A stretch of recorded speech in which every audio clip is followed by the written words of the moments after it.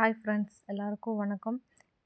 இன்னைக்கு என்ன பார்க்க போகிறோம் அப்படின்னு பார்த்தீங்கன்னா, 6th ஸ்டாண்டர்டில் இருக்கக்கூடிய போயம் த crocodile அப்படிங்கிற போயம் தான் பார்க்க போகிறோம்.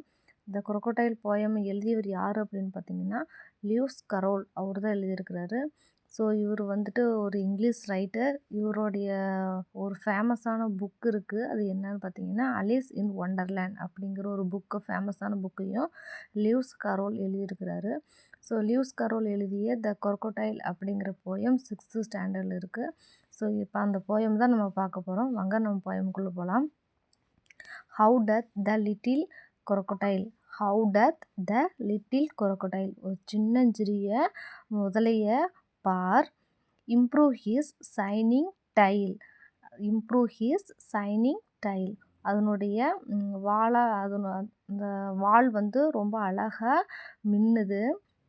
அடுத்தது and pour the water of the Nile and pour the water of the Nile so அதனுடைய அந்த செதில்கள் எல்லாம் என்ன பண்ணுது அப்படின்னா அதாவது கோல்டு மாதிரி அப்படியே மின்னுது. And every golden scale so எல்லாமே எப்படி இருக்குது அப்படின்னு பார்த்தீங்கன்னா அது கோல்டு கலரில் மின்னுது.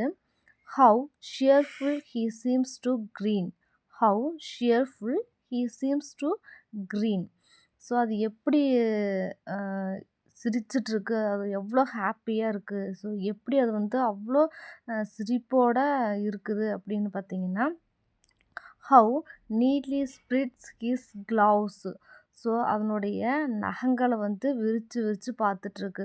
தன்னோட அந்த முதலையினுடைய அந்த நகங்களை வந்து எல்லாத்தையுமே அது என்ன பண்ணுது அப்படின்னா விரித்து ஸ்ப்ரெட் பண்ணி பார்த்துட்ருக்கு.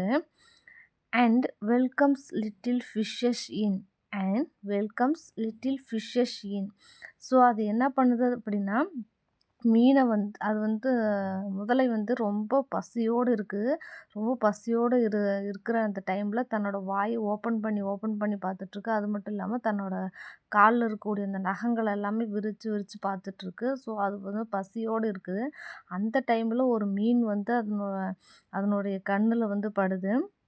With gently smiling jaws so எப்படி தன்னோட தாடியெல்லாம் விரித்து உன்னை வந்து வெல்கம் பண்ணுறேன், ஸோ வா என்னுடைய வாய்க்குள்ளே வந்து பூந்துக்கோ, ஸோ உன்னை வந்து என்னோடய பசியை வந்து போக்கு, ஸோ என்னோடய பசியை போக்குறதுக்காக உன்னை வந்து நான் என்ன பண்ணுறேன் அப்படின்னா உன்னை வரவேற்கிறேன், ஸோ வா வேகமாக வந்து என்னுடைய வாய்க்குள்ளே அதாவது என்னுடைய தாடைக்குள்ளே போ அப்படின்னு சொல்லிட்டு இந்த முதலை வந்து என்ன பண்ணுது அப்படின்னா வாயை ஓப்பன் பண்ணுது.